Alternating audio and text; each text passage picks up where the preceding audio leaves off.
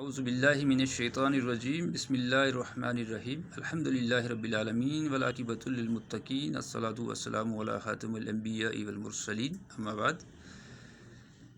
میں اس وقت بدعت کے حوالے سے چند مختصر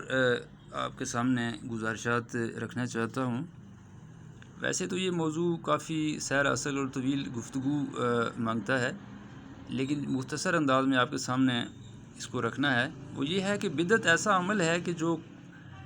مسلمانوں میں پایا جاتا ہے، اور ہر ایسا عمل جو قرآن اور حدیث سے ثابت نہیں ہے، نبی پاک صلی اللہ علیہ وسلم کے سیرت کردار سنت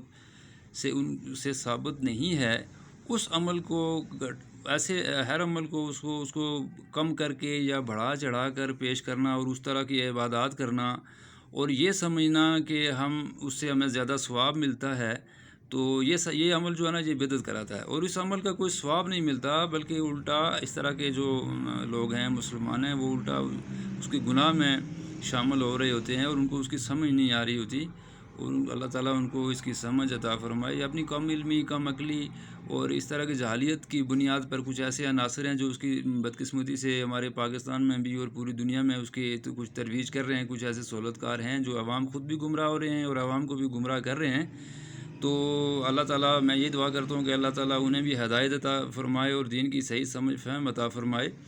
اور ہمیں بھی اللہ پاک اس بدعت والے عمل سے ہمیں محفوظ فرمائے، اور تمام مسلمانوں کو اللہ تعالیٰ